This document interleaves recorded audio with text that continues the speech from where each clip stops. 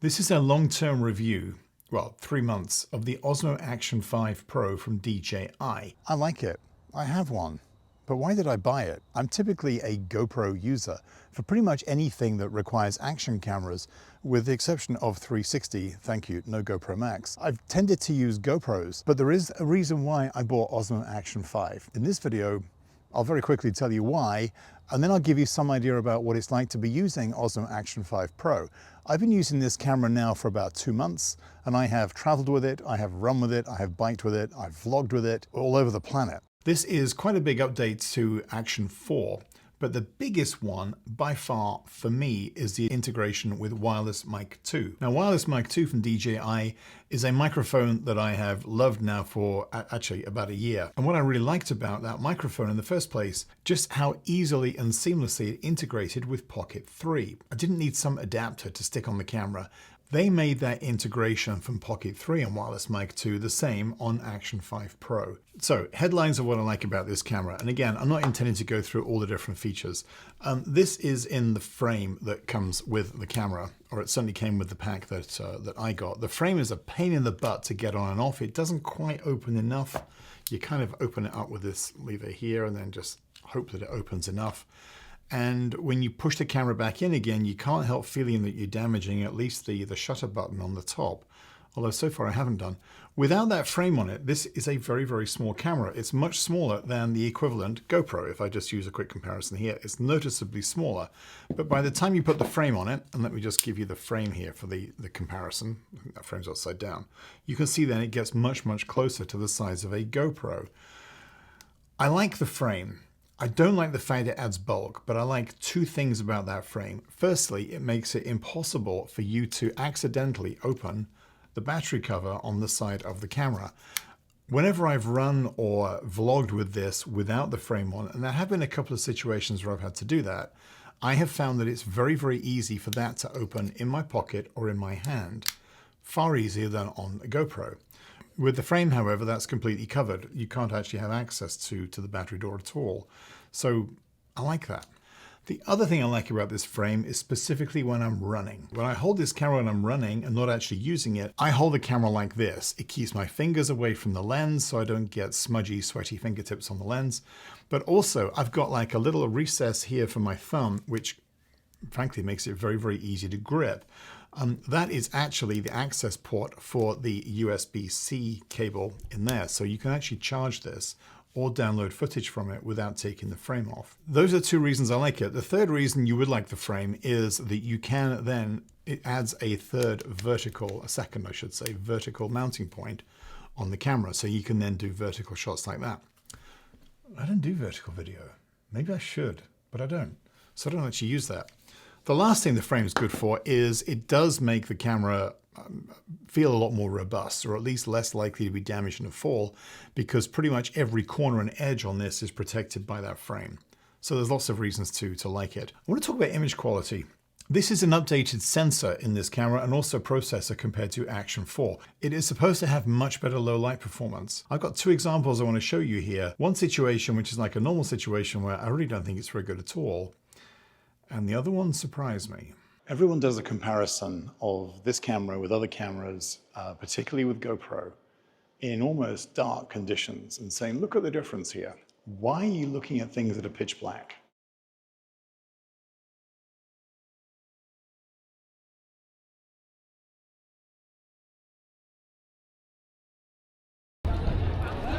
Welcome to Gwangju. Let's test some low light capability.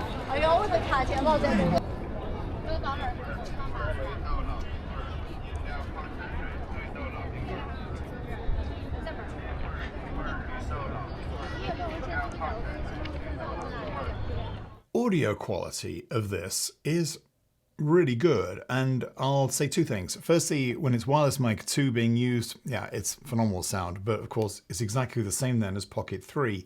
The sampling rate's the same, the wireless connection is the same, and the actual microphone's exactly the same as well, so I wouldn't expect it to be any different. But I was pleasantly surprised by the internal microphones on this camera. Rain. Europe. So when you're traveling super light, here's two things you cannot do with Pocket 3. that you can do with Osmo Action 5 Pro. One, you can go running. Don't try it. Tried it with Pocket 3. You can't do it. The other is, you can't use a Pocket 3 in the rain. Well, with Action 5 you can do both. And the only reason that's important is, in a normal situation, I will take Pocket 3 to film because of the video quality and the microphone quality with the external microphone. And I would still take a GoPro or a Go 3S or some other camera that I could actually go running with or use if it was raining. So one of the big appeals for me for Osmo Action 5 Pro is that I have the audio quality because it's exactly the same microphone as on Pocket 3. And I have pretty good video quality too, although I'm not expecting this to be as good as Pocket 3, but you can use Osmo Action 5 Pro in the rain. In most situations, if I was vlogging, talking to the camera while using the internal microphones on this camera, I was very happy with the audio quality. There are two situations where I'd say I was not so happy with them. One, I think the frame does detract a bit from the audio quality. So I did find that I was getting better, more pleasing audio when I took the frame off. But having said that, most of the time I keep the frame on and I think the audio is really, really good. The second situation is when there's a lot of background noise. Have a listen to this clip. There's a lot of background noise around me, and I would not normally use this audio in this situation other than just to show you how it wasn't really coping with background noise very well. It's been a few years since I was in China, and the biggest change, apart from the continuous construction, is how quiet the streets are. In a major city like this, I'm going to say 80% of the vehicles now, including all the buses, all the scooters, all the taxis, they're all electric. The streets are quiet, they're busy, there's a lot of traffic, but they're so eerily quiet. It's really cool. You may be traveling for vacations. You may be traveling because you're a permanent traveler and that's your lifestyle. And I applaud it and I'm very envious of you. In my situation, I do have a day job, and that day job involves travel for work, and it's quite extensive travel. However, on those trips, I'm generally working. I might have an hour or two spare at some point during the week. I might have none at all. I just don't know. And I found in the past when I've taken an awful lot of camera and video gear just in case, and then haven't used it at all, or only had like half an hour, maybe an hour to use it, I've overpacked. If I can use Osmo Action 5 Pro along with Wireless Mic 2, and I can still get really good video quality from this in those situations, well then I don't need to take Pocket 3 and a GoPro. I can just take this, maybe with a little selfie stick or two, and my Wireless Mic 2 kit, which, by the way, Wireless Mic 2 comes in a really handy dandy little case, separate video. I mean, that's it. That's my entire kit. So I can travel really, really light. And I found when I do that, when I'm traveling for work, I'm actually pulling the Action 5 Pro out more frequently than I would have brought out the Pocket 3. It's very easy just to pull this camera out your bag, turn it on, press the shutter and go. You haven't got to wait for the gimbal, haven't got to do anything. Now I got the kit. I have to say DJI, when it comes to Osmo Action, have way too many kits. It's like Insta360. It's like, think of a sport. We'll make up another kit for it. So the one I got, I think, is called Action. Regardless of what it's called, Osmo Action 5 Pro, this short selfie stick. Actually, no, it wasn't this one. It was one that was a bit longer. So this kit also comes with a charging case with 3 batteries. Charging case doesn't actually have any charging capability of its own. It doesn't charge the batteries up, but it makes it super convenient to charge them with one USB-C cable. But also, it's much more convenient to keep them and store them, especially when you're traveling. So I find that case very useful. However, I'm going to tell you this. If you're trying to travel super light like I am with this kit, you don't need more than one battery. I have run with this, I've hiked with this, I've done a lot of family stuff with this. I didn't realize I had my AirPods in still. I have, what else have I done with it? Traveled, vlogged, a lot of running. I can't think of a single time where the battery was anywhere below 70%. You generally do get hours and hours out of this battery. So I think it's fair to say, if I'm going to travel really, really light, I would get the adventure kit because I think it's a good deal. But I wouldn't use the long selfie pole that comes with it. I would just buy this short one that has I'll put a link below, that has a mini tripod in the end. I think I just take the one battery. And, absolutely critical, DJI wireless mic 2. As I'm talking to this, I've got a green bar moving along the top of the screen that confirms to me, firstly, it's recording audio through the wireless microphone, and secondly, that it's not going to clip, because I'm not seeing any red. And I can see that in the periphery of my vision while I'm looking at the camera, pretending for you, that's the audience, that I'm not paying attention to the camera at all. You know, this is Hyde Park, there's lots of runners out. I'm really envious. But if I'd run, I wouldn't be able to do this. And I have a flight to catch today. And where am I?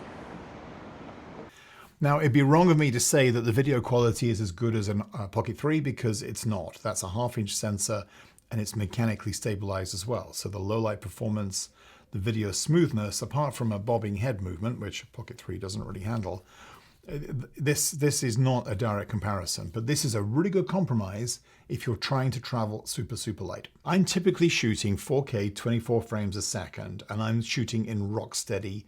If I'm running, I'm shooting in rock steady plus. So I guess I'm not using the highest level of image stabilization, which will consume more processor power and therefore more battery life. And the same with my frame rate. I'm at 24 frames a second. Now, I know a lot of people will shoot at 60 frames a second or maybe higher all the time and then wonder why their camera overheats, probably for another video, but I don't. I shoot at 24 frames a second, 4K. I am literally getting 3 to 4 hours out of a battery every single time I do that. And it's very rare that I'm filming for more than 3 or 4 hours when I'm out with Action 5 Pro, particularly when I'm traveling.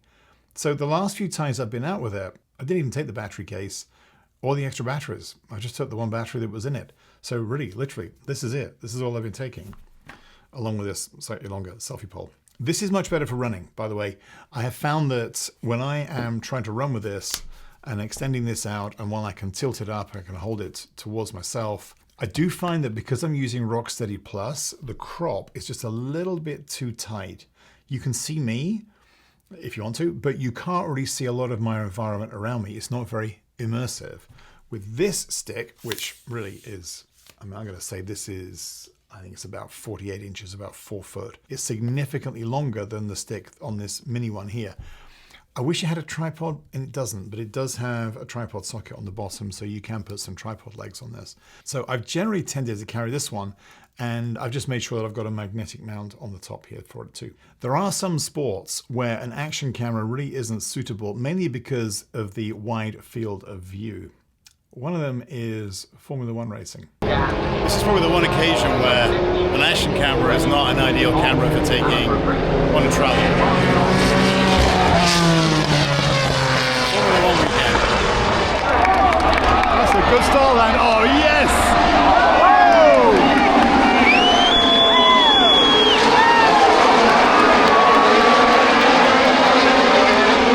I hope you're enjoying this video. If you are, because this is pretty much what I do, then why not consider subscribing to the channel?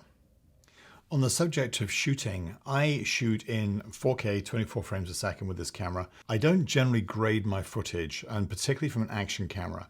I don't use ND filters. Well, I do, but not on action cameras.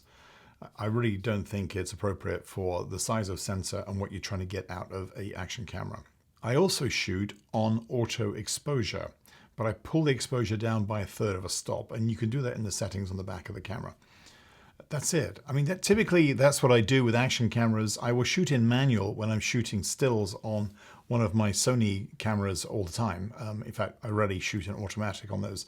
But when I'm out and about with an action camera, I'm really focused on what I'm doing or what I'm saying. I'm not really focused on the settings of the camera. And sometimes you see that if I'm walking in and out of shade, or I'm walking in and out of a building, you will see the white balance get a bit messy and you will see the colors change and the exposure change. I'm willing to accept that compromise in return for not having to worry about any of those things while I'm out and about. And I would argue, as I always have done, most people using things like action cameras are going to shoot it in full auto. So in my mind, it makes more sense to show that to you than to show any fancy settings that maybe a fraction of the people using action cameras will actually do. Now, in most situations, there are three fields of view on Action 5 Pro. There is standard, which is also called D-Warp.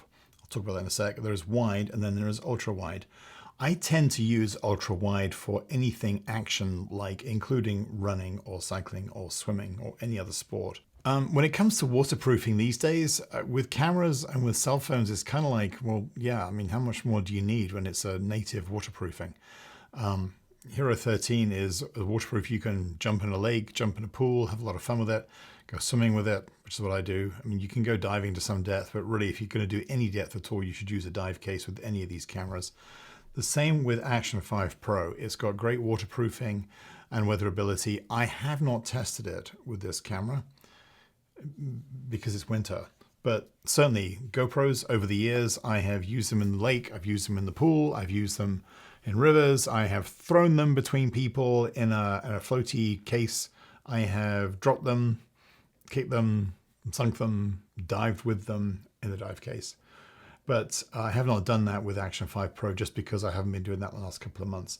But I have no expectation that the waterproofing is going to be unable to do anything that I would throw at this camera. And there is a dive case available, so if you want to go diving, and I would say any diving at all that you're going to be doing, even if you're going to be doing snorkeling and maybe you're just dropping down a little bit below the surface to check under a reef or something, then I would use a dive case, honestly, just for peace of mind as much as anything else. The magnetic mount is not two direction, it's one direction. It will not go on in a certain way, and you can hit it a few times before you realize the magnets are pushing you out of the way, or you can put it the right way around and therefore it will click in. And when it clicks in, you really have to be very, very sure that you've actually got both of the connectors on. You can very easily hear a reassuring click, and then still, despite that, you've only got one of the two connectors on. So you have to make sure it's level and just give it a bit of a, oh no, didn't do it again. There we go. Now it's securely on there. It bugs me a bit, and it bugs a lot of other reviewers too, that you can't put it in both ways. And the new GoPro system that's come out with Hero 13, you can do it, but honestly, it's not that difficult. There is a DJI logo on one side of the magnetic mount, and it's very slightly recessed. So if you run your finger over it, like in the dark, for example, low light capability, you can actually feel that there is a logo on there. All you have to do is feel for the logo. You know which way the lens is pointing. You can put it on, give it a pull. There you go. You're already on. So it's a good mounting system. I find it much more reassuring than the systems I'm finding from Insta360, where I have had a couple of cameras fall off. Always been my fault, but it's because I haven't been able to confirm to myself, like when I'm out running, that the camera is locked on. This feels really solid. Haven't tried the GoPro one yet. It's an additional extra. It doesn't come with Hero 13, and I'm not paying extra for a magnetic mount. Sorry, GoPro. But what I do miss with the mounting system of Action 5 Pro compared to a GoPro is firstly the finger mounts for the finger system, which, let's be honest, this camera, the DJI, is using as well, and it's 100% compatible with the GoPro system. But GoPro has those mounts built into it already. This doesn't. You've got to have that magnetic mount adapter on the bottom of a Action 5 Pro before you can use any other mounts. Whereas with a GoPro, you can just attach this to any finger mount system natively. The other thing that GoPro has, of course, since Hero 12, is the tripod socket on the bottom, which, again, you don't have that with Action 5 Pro. I am pretty sure DJI is going to put that on Action 6, Osmo Action 6, because I think that's a bit of a miss. I like the screens on this. They're OLED screens as well. They're not LCD, which means to me the colors pop a bit better, albeit on a very, very small screen. But more importantly, I just find that in bright light, it's much easier to see the screens. They're both touch sensitive screens, but I've got it set where the front screen is locked. So I don't typically adjust settings on a camera looking at the front of it like this. Touch sensitivity on the back is not quite as good as a GoPro, actually. Sometimes you've got to give it a bit of a thumb to confirm. And I'm not sure if that's sensitivity of the screen or the proximity of some buttons to the frame. or it's the software. This camera boots up and shuts down much quicker than the GoPro. It's bugged me for years with GoPros that you can turn them on fairly quickly. But then when it comes to turning your camera off again, there you go, you can see how small the screen is. When it comes to turning the camera off, I've got to push the button and wait quite a while before that camera actually shuts down. Whereas with an Action 5, let's just do this. You press the button and it's on immediately. I actually had it on standby, so that was a bit unfair. But if I turn it off now, there, logo comes up. I already know it's turning off. Don't have to keep holding the button, waiting for some form of confirmation like I do with a GoPro. I use this for video and I use it for occasional photography. And I only use it for photography really, well, I don't know why actually. I mean, I would usually pull out my cell phone rather than use this for pictures.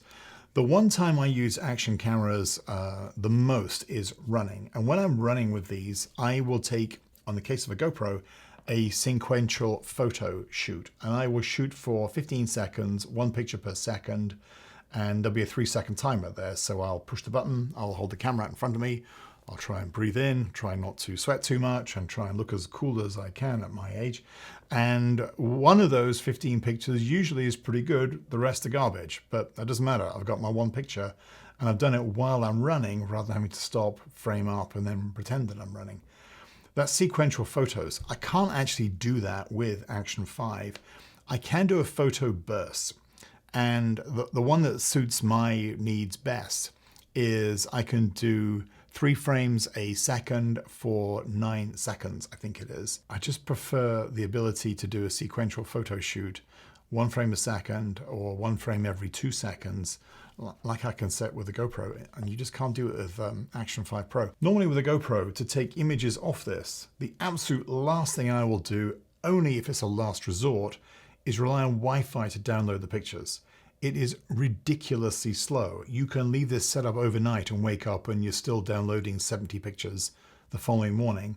And when you reach out to GoPro, they always blame your Wi-Fi, which I don't believe for a second. And if you connect it up to a USB-C cable, GoPros have been USB-C for quite some time now, that just doesn't seem to be quick enough. So I pull the memory card, is what I do. I actually do it with some other cameras too. I just, by default, pull the memory card, put it into my MacBook Pro and read it down that way. And I'm very happy with that. With the Action 5 Pro, even with the frame on, you can access the USB-C port on this camera. It's really quick. Right, way quicker than GoPro. So I don't need to pull the memory card out, which means I don't need to take the frame off this camera to download pictures. I can just open that flap, put it in the USB-C cable, connect the other end to my MacBook Pro or something else, or actually my iPhone these days, and I can download all the images off it. So in conclusion, thank you DJI. This is yet, not for giving it to me because they didn't. Thank you for bringing us another great product. And I have to say, DJI just keep doing that. I am absolutely in love with a couple of my drones that I have, and Pocket 3 is fantastic. I'm going to add this camera to that list. I do think that the GoPro color and the GoPro image quality is still slightly better. And I can't show any fancy charts or tests that prove that out. It's just my impression, having done that short comparison a couple of months ago on the image quality, it just seems to be a little bit better on a GoPro. But with a GoPro, you don't really have a credible microphone system. The internal mics are excellent. They are on Hero 12 and also Hero 13. They're absolutely excellent. But sometimes you want an external microphone, either a big clip-on microphone like everyone seems to be using these days, or a lavalier microphone, which, by the way, for DJI Wireless Mic 2, you can get a lavalier microphone. But instead of using Wireless Mic 2 on its own, I'm actually using it with the lavalier mic plugged into Wireless Mic 2, which means Wireless Mic 2 isn't this great big bulky thing sitting on my lapel here. I've actually got a small one, but it's still feeding directly into Action 5 Pro. And once that's plugged in, the microphone works in exactly the same way as when you're actually using it as a microphone itself. You can record internally to the microphone, you can record 32-bit float, you can also record directly into Osmo Action 5. So if you're going to get Osmo Action 5 and you're going to be doing any video recording at all, unless it's 100% action sports, you should get one of these too. It's that wireless mic integration that gives me another bunch of options with Action 5 Pro that I don't get with the Hero 13 or Hero 12. And I don't really get that with Pocket 3 either. So when I'm out traveling now for vacation, or when I'm traveling specifically for photography and video, which I do occasionally, in those situations, I'm still going to be taking Pocket 3. And then the action camera that I'll be taking at the same time, well, that's tough now. You know, normally I'd say Hero 13 Pro. I'm not so sure now. I think it might be Action 5 Pro. I hope this was useful. My name is Julian. If I can run with it, bike with it, hike with it, or film with it, I will make videos and put them here on YouTube. If that's of interest to you, please do subscribe to the channel. And if you like this video, please give it a like. It helps the channel immensely. As always, thank you so much for watching. I look forward to seeing you again very, very soon.